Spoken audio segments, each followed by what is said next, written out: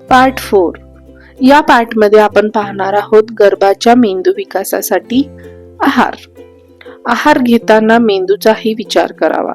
आहार बदलाने मेंदूची कार्यक्षमता वाढवावी. आपण ज्या प्रकारचा आहार घेतो त्या प्रकारे आपला मेंदू कार्य करीत असल्याचे अलीकडे केलेल्या नवीन संशोधनात आढळून आलेले आहे. बाळ आईच्या गर्भात आकाराला येत असल्यापासून ते जन्माला आल्यानंतर अखेरच्या श्वासापर्यंत अनेक पातळीवर बाळाच्या मेंदूमधील पेशी रक्तातून अन्नद्रव्य शोषण करीत असतात. यावेळी मेंदूतील पेशींना रक्तातून जे काही मिळते त्यावर त्याचे पोषण होत असते. मेंदू पेशींना योग्य घटक रक्तातून मिळाले तर मेंदू पेशी कार्यक्षम राहतात. विशेषतः स्मरणशक्ती, निर्णय क्षमता, सृजनशीलता, विचार क्षमता आणि बौद्धिक विकास अशा अनेक बाबतीत मेंदूच्या क्षमता आहारावरूनच निश्चित होत असतात. त्यामुळे आहार घेताना केवळ शरीराचा विचार करून चालत नाही तर मेंदूचाही विचार करावा लागतो. उत्तम आहार हा मेंदूच्या विकासासाठी एक आवश्यक घटक आहे. गर्भावस्थेतील आईने आपल्या आणि बाळाच्या योग्य विकासासाठी आहार संदर्भात खालील बाबींची नोंद घेणे आवश्यक आहे. 1. भूक लागली नाही असे वाटले तरी खाण्यात नियमितपणा ठेवावा. थोड्या वेळाने काहीतरी खावे. 2. कमी फॅट असलेल्या अन्नाचेच जेवण करावे. जास्त फॅट असलेल्या अन्नामुळे रक्तप्रवाह मंदावतो. 3. आईच्या खाण्यात फळे आणि भाज्यांचा जास्त समावेश असावा. 4. मेंदूसाठी ग्लुकोज हेच उत्तम अन्न आहे. 5. रक्तातील साखरेचे प्रमाण खूप कमी झाले म्हणजे मेंदूची पॉवर ही कमी झालेली असते. 6. उपवास करणे म्हणजे मेंदूलाही उपाशी ठेवणे, त्यामुळे गर्भावस्थेत उपाशी राहणे टाळावे. 7. सर्व प्रकारची द्विदल धान्य आणि वाटाणे, चवळी आदींचे सेवन करावे. शेंगदाणे खाणेही चांगले, पण शक्यतो न खारवलेले. 8. बदाम आणि अक्रोड मेंदूसाठी उत्तम. 9. साखर, मीठ सेवन मर्यादित ठेवावे. 10. वनस्पती तूप शक्यतो टाळावा. 11. प्रक्रिया केलेल्या तयार खाद्यवस्तू शक्यतो टाळावेत. 12. कमी उष्मांक असलेले अन्न खावे. 13. सोयाबीन पासून तयार केलेले खाद्यान्न हे कमी फॅट्स आणि अधिक अमिनो ऍसिड्स असलेले असतात व त्यांच्या सेवनाने न्यूरोट्रान्समीटर्सना मदत होते. दही हे उत्तम खाद्य आहे. मांसाहार चालेल पण आवश्यक आहे असंच नाही. मासे हे मेंदूसाठी सर्वोत्तम खाद्य आहे. भरपूर मासे असलेल्या देशात डॉक्टर फार कमी असतात अशी एक डच म्हण आहे. नेक्स्ट 17. आधी प्रथिने खा, नंतर स्टार्च, कार्बोहायड्रेट्स खाण्याचा विचार करा. 18. आयुर्वेदिक खाद्य, ओट आणि त्यांचे पीठ, दूध यांच्या सेवनामुळे मेंदू सशक्त होतो आणि आपली मज्जा प्रणाली मजबूत होते. गाईच्या दुधापासून तयार केलेले तूप ही मानसिक असंतुलन दूर करण्यास आणि स्मरणशक्ती वाढीस मदत करते. अन्नासमान ज्याचे स्थान आहे अशी फळं, उदाहरणार्थ ऍपल, संत्री, आलं, लवंग, कोंबडी, मासे, गाईचे दूध, लसूण आणि जिनसेन एक चिनी वनस्पती यांनाही आहारात स्थान द्यावे. 19. आपण रोज काही ना काही अन्न घेतोच, तसंच रोजच्या जेवणाचा एक भाग म्हणून जिंको बायलोबा किंवा व्हिटॅमिन ई किंवा कोलिन यांचा जेवणात समावेश करायला काय हरकत आहे. नेक्स्ट पॉइंट आहे फळे. मेंदूची पॉवर वाढवणारी फळे 2 प्रकारची आहेत. एक आहे पेंड खजूर आणि दुसरं आहे वाळलेले अंजीर. दोघांची पोषण मूल्ये वेगवेगळी आहेत. या दोन्ही फळामुळे पोटॅशियम, कॅल्शियम आणि फॉस्फरस या धातूंचा पुरवठा होतो. त्याचबरोबर मॅग्नेशियम, झिंक आणि लोह यांचाही पुरवठा होतो. हे सर्व धातू मेंदूची पॉवर वाढवण्यासाठी अत्यंत उपयुक्त आहेत. त्यामुळे आईने तर त्यांचे सेवन करावेच, पण खायला लागल्यावर बाळालाही हे फळे खायला द्यावीत. प्रथम अवस्थेत पौष्टिक आहार महत्वाचा. मेंदूच्या सर्व प्रकारच्या क्षमता योग्य प्रकारे विकसित होण्यासाठी किंवा करण्यासाठी आयुष्याच्या प्रथम अवस्थेत पौष्टिक आहाराची जास्तीत जास्त प्रमाणात गरज असते. बाळ आईच्या उदरात असताना शेवटचे 3 महिने आणि बाळ जन्माला आल्यानंतर सुरुवातीचे 18 महिने असे एकूण 21 महिने बाळाच्या मेंदू विकासाच्या दृष्टीने खूपच महत्त्वाचे असतात. या काळात मेंदूतील मज्जापेशी आणि मज्जातील तंतूंची मोठ्या प्रमाणात वाढ होत असते. या काळात सुरुवातीला आईला आणि नंतर बाळाला पौष्टिक आहाराची नितांत गरज असते. असा आहार यावेळी मिळाला नाही तर आहारदृष्ट्या बाळाचे कुपोषण झाले तर मेंदूची वाढ खुंटते. लहानपणी योग्य आहार न मिळालेल्या मुलांची बुद्धी धारदार नसते आणि त्यांना चित्त एकाग्र करण्यास अडचण येते. मेंदूची कार्यक्षमता वाढवण्यासाठी आहाराचा मेंदूवर परिणाम होतो हे संशोधनातून सिद्ध झाल्यामुळे मेंदूची कार्यक्षमता वाढवण्यासाठी कोणत्या प्रकारचा आहार जास्त परिणामकारक होतो यावर ही संशोधन करण्यात आले. या संशोधनाचे निष्कर्ष अतिशय सकारात्मक असल्यामुळे केवळ आहारात योग्य प्रकारे बदल करून आपल्या मेंदूची कार्यक्षमता वाढवणे आणि तिला जास्तीत जास्त कार्यक्षम बनवणे आता सहज शक्य झाले आहे. मेंदूमध्ये कोणत्या प्रकारचा बदल घडला म्हणजे मेंदूची कार्यक्षमता अधिक वाढते यावर संशोधन केले असता असे आढळून आले की मज्जापेशी शरीरात मेंदूपासून शरीराच्या विविध भागात आणि शरीराच्या विविध भागातून मेंदूपर्यंत दळणवळणाचे म्हणजे संदेश आणण्याचे काम करत असतात. मज्जापेशींनी हे काम करण्यासाठी एक विशिष्ट गती असते. ही गती वाढली की मेंदूची कार्यक्षमता वाढते. याचा अर्थ मेंदूची कार्यक्षमता वाढवण्यासाठी मज्जापेशींची दळणवळण यंत्रणा अतिशय गतिमान करणे आवश्यक असल्याचे संशोधकांना आढळून आले. डॉक्टर रिचर्ड उर्थमन आणि एडिथ कोहन यांनी अन्नातील कोलिन नावाचे द्रव्य यासाठी उपयुक्त असल्याचे शोधून काढले. अन्नातून कोलिन जास्त प्रमाणात मिळाले तर मेंदूची कार्यक्षमता वाढते आणि स्मरणशक्तीही वाढते असे या दोघांनी केलेल्या काही प्रयोगातून आढळून आलेले आहे. कोलिन ऐवजी लिसिथिन दिलेल्या मेंदूत तुलनात्मकरित्या अधिक फरक पडत असल्याचे नंतर केलेल्या संशोधनात आढळून आले आहे. लिसिथिन हे एक प्रकारचे आम्ल असून ते शुद्ध स्वरूपात मेंदूला देऊन मेंदूची कार्यक्षमता व स्मरणशक्ती वाढवता येते. तसेच संतुलित आहारातील घटक पदार्थातून मिळवूनही त्याचा वापर करता येतो. लेसिथिन शुद्ध स्वरूपात घेतले काय किंवा अन्नातील घटक पदार्थातून मिळवले काय याचा परिणाम काहीही फरक होत नसल्यामुळे अशा पदार्थाचा आपल्या अन्नात समावेश करून आपण आपली स्मरणशक्ती वाढवू शकतो तसेच मेंदूची कार्यक्षमताही वाढवू शकतो. नेक्स्ट पॉइंट आहे चांगली झोप येण्यासाठी. सिरोटोनिन हे द्रव्य मेंदूत अधिक प्रमाणात निर्माण झाले असता खूप चांगली आणि गाढ झोप येत असल्याचे आढळून आले आहे. मेंदूत हे रसायन अधिक प्रमाणात निर्माण होण्यासाठी रक्तात पुरेशा प्रमाणात ट्रिप्टोफॅन हे प्रोटीन आम्ल असणे गरजेचे असते.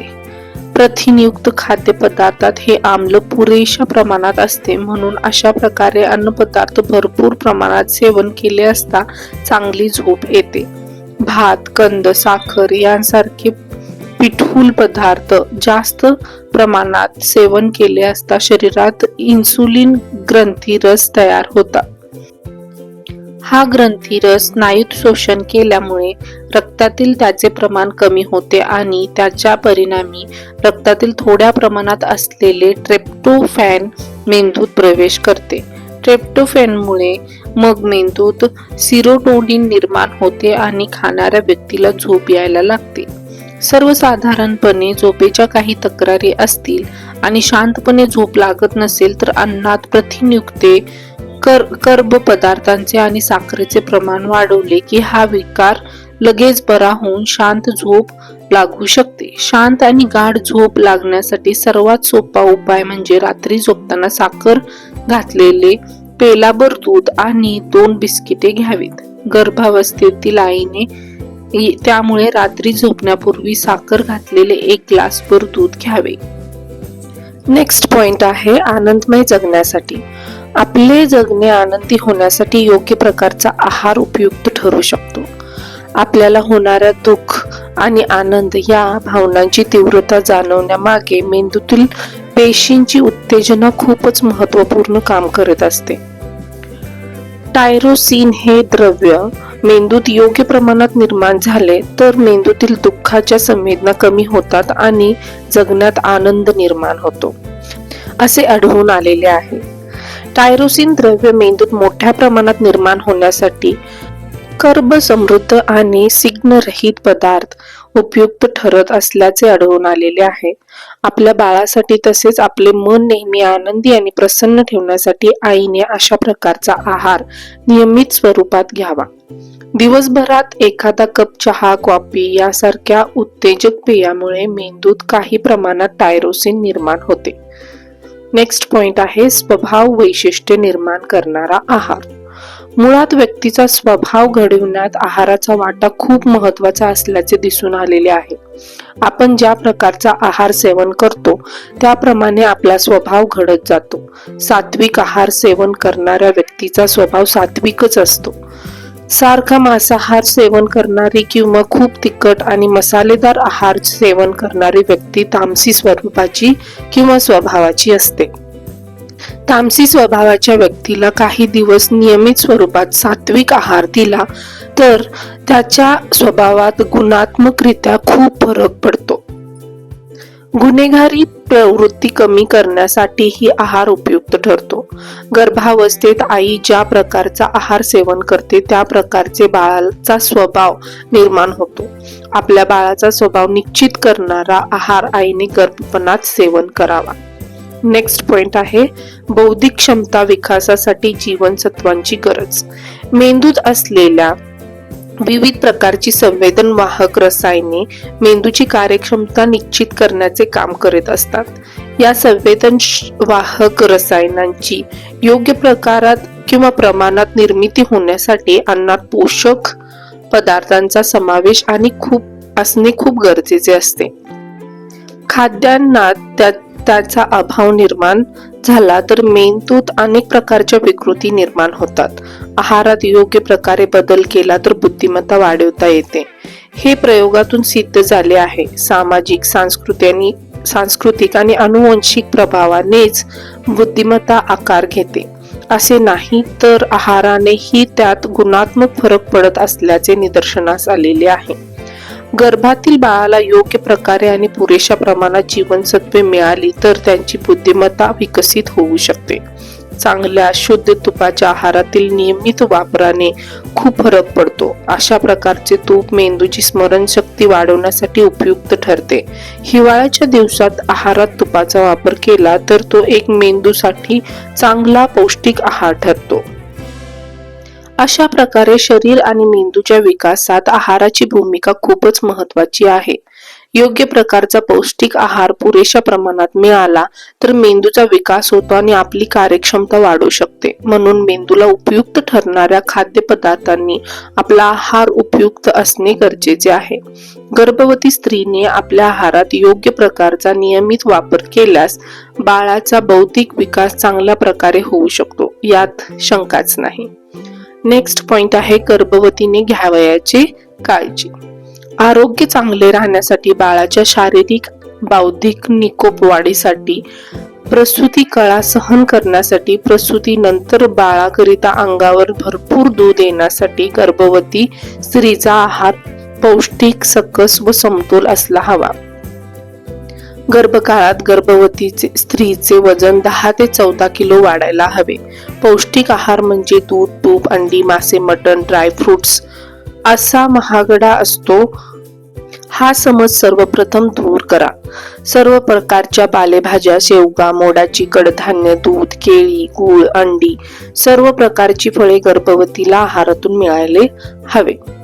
गाजर, शेवगा, आंबा, पालेभाज्या यातून अ जीवनसत्व मुबलक मिळते.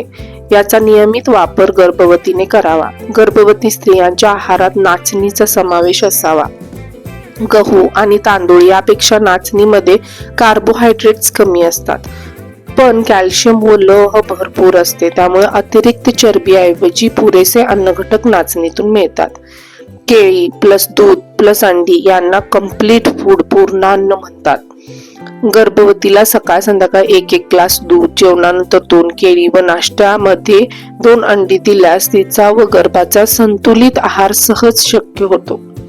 विनाकारण श्रीमंती अन्न किंवा पौष्टिक व प्रथिनेयुक्त औषधांचे पॅकबंद डबे घेण्यापेक्षा व त्यासाठी पैसा वाया घालवण्यापेक्षा सकस, ताजे व समृद्ध अन्न कमी खर्चात मिळते. त्यातून पौष्टिक घटक, प्रथिने, कॅल्शियम, लोह मिळते. गर्भवतीचा आहार हा चौफेर आणि सात्विक असावा. या काळात ती 2 जीवांची असते, तेव्हा त्या दृष्टिकोनात पुरेशा कॅलरीज मिळतील अशा प्रकारचा आहार तिला नियमित प्रमाणात द्यावा. तेलकट, तिखट, चमचमीत पदार्थांचे सेवन टाळावे. यामुळे आळस येतो, शरीरात उत्साह राहत नाही, हीच भावना बाळाच्या मनात वाढू शकते. सकस, प्रोटीन्स युक्त, ताजे, रुचकर जेवण हे शरीराबरोबर मनास व बाळास आनंदी आणि निरोगी ठेवते. जेवण बनवतानाही मन प्रसन्न असावे. आपल्या मनातलं विचार स्पंदन शिजवणाऱ्या अन्नावर होत असते. स्वयंपाक करताना मनात जे विचार असतील तेच अन्नात येतात. जे ते अन्न ग्रहण करतात त्यांच्यावर त्याचा प्रभाव जाणवतो.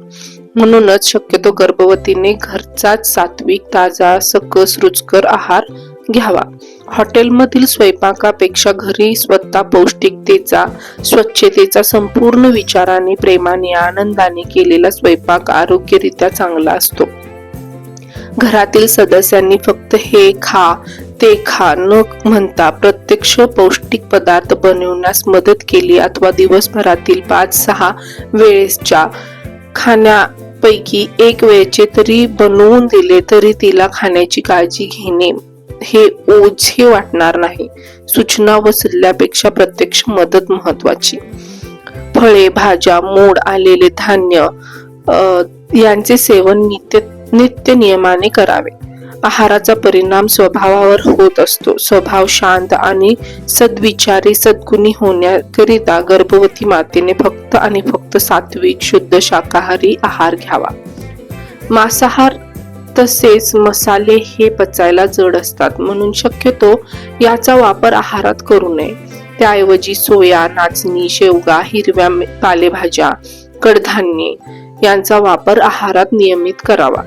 आहाराची काळजी म्हणून भरमसाठ खायला घालणे, कॅलरीज, फॅट्स यांचा विचार न करणे असे पती व घरातल्या सदस्यांनी करू नये. त्याऐवजी आहारात सर्व अन्नधान्यांचा समावेश कसा करता येईल हे बघावे. म्हणजेच फक्त एकच पौष्टिक घटक देणारा आहार न घेता चौफेर आहारातून प्रथिने, जीवनसत्व, कॅलरीज, लोह व इतर महत्वाची सर्व अन्नघटक कसे मिळवता येतील हे बघावे. म्हणजेच बाळाच्या सर्व अवयवांची वाढ पूरक होईल व गर्भवतीच्याही शरीराचे योग्य पोषण होईल. डॉक्टरांच्या सल्ल्याप्रमाणे गर्भवतीचा आहार वेळेवर, ठराविक, सकस आणि सात्विक देण्याकडे घरातल्या सर्वांनीच लक्ष पुरवावे. पण डोहाळे पुरवताना फक्त मनात आलेली इच्छा पूर्ण करण्याकडे कल असावा, त्याचा अतिरेक नसावा. गर्भवतीनेही डोहाळ्याच्या नावाखाली अतिरिक्त व पौष्टिक नसलेले खाणे टाळावे. अरबट चरबट खाणे गर्भवतीने टाळावे. त्याऐवजी घरातले साधे, ताजे आणि आरोग्यदायी पदार्थ मधल्या वेळेस गर्भवतीला द्यावे. नेक्स्ट पॉइंट आहे बौद्धिक विकासासाठी संगीत आणि वाचन. बाळाच्या बुद्ध्यांक वाढवण्यासाठी भक्ती आणि श्रद्धा उपयुक्त. वाचनासाठी आईने रोज ठराविक वेळ काढावा. गर्भातील बाळाच्या बौद्धिक विकासात संगीताची भूमिका खूप महत्त्वपूर्ण असल्याचे अलीकडच्या काळात केलेल्या संशोधनातून आढळून आलेले आहे. तबलाने, बोल, सितार, संतूर ही वाद्य मेंदूच्या विकासाला चालना देतात असे आढळून आलेले आहे. आईने अशा प्रकारचे संगीत गर्भावस्थेत नियमित स्वरूपात ऐकले तर बाळालाही त्या संगीताची सवय लागते. या संगीतामुळे बाळाच्या मेंदूतील काही पेशी उत्तेजित होतात. आईच्या गर्भात असताना बाळाने ऐकलेले संगीत पुढे आयुष्यभर त्याच्या सोबती बनते. गर्भात असताना ऐकलेले सूर पुढे त्याला मानसिक शांती आणि एकाग्रता मिळवण्यास खूप महत्वाची भूमिका बजावतात असेही आढळून आलेले आहे. जन्माला आल्यानंतर काही कारणाने बाळ रडायला लागले असता त्याच्या गर्भात असताना ऐकलेले संगीत ऐकवले तर तो रडायचे थांबतो असेही संगीताच्या परिणामता अभ्यासकांना आढळून आलेले आहे. गर्भातील बाळाचा भावनिक बुद्ध्यांक वाढवण्यासाठी भक्ती आणि श्रद्धा यांचाही चांगला उपयोग होतो. परमेश्वरावर श्रद्धा ठेवून आपल्या मनातील चिंता, भीती, निराशा आणणारे विचार काढून टाकावेत. गर्भवती आईने आपल्या बाळाच्या भल्यासाठी मनात उत्तुंग उदात्त आनंदी भावना निर्माण कराव्यात. शास्त्रीय संगीताच्या बरोबरीने आईने या दिवसात नियमित स्वरूपात भक्ती संगीतही ऐकावे. आईला तणावमुक्त व आणि आनंदी समाधानी ठेवण्यास भक्ती संगीत महत्वाची भूमिका बजावते. संगीतात असलेला नाद आणि ताल ही एक शक्ती आहे. या शक्तीच्या श्रवणाने बाळाच्या श्रुती विकसित होतात. संगीत म्हणजे नाद आणि तालाचा सुरेख संगम हवा. संगीतात शांतता आणि लयींचा संयम हवा. नुसताच कर्ण कर्कश गोंधळ आणि आवाजांचा धांबडधिंगा असणारे संगीत बाळाला आवडत नाही. अशा संगीतामुळे बाळाच्या मेंदूचा विकास होण्याऐवजी त्याला हानी पोहोचते. या सर्व बाबी लक्षात घेऊन आईने गर्भपणात चांगले दर्जेदार संगीत आणि भक्ती संगीत श्रवण करावे. या अवस्थेत आईने जे काही मनापासून ऐकत असते तेच बाळ ही मनापासून ऐकत असते. संगीत ऐकण्यासाठी आईने शक्यतो दुपारच्या शांत वेळेचा किंवा संध्याकाळचा वापर करावा. संगीत ऐकताना आईने झोपू नये. पलंगावर पडल्याही संगीताचा वापर करू नये. संगीत ऐकणे ही एक समाधी आहे. त्यासाठी आईने जमिनीवर मांडी घालून बसावे. आपल्या समोर साधारणपणे 2 फूट अंतरावर टेप रेकॉर्डर ठेवून संगीत सुरू करावे आणि डोळे मिटून शांतपणाने संगीताचा आस्वाद घ्यावा. आईने अशा प्रकारे ऐकलेले संगीत बाळ ही ऐकते आणि त्यातून त्याच्या बुद्धीचा खूप चांगला विकास होतो. ऐकू येणे आणि ऐकावंसं वाटणे या 2 वेगवेगळ्या क्रिया आहेत. ऐकू येणं ही एक पॅसिव्ह कृती आहे तर ऐकणं ही सकारात्मक कृती आहे.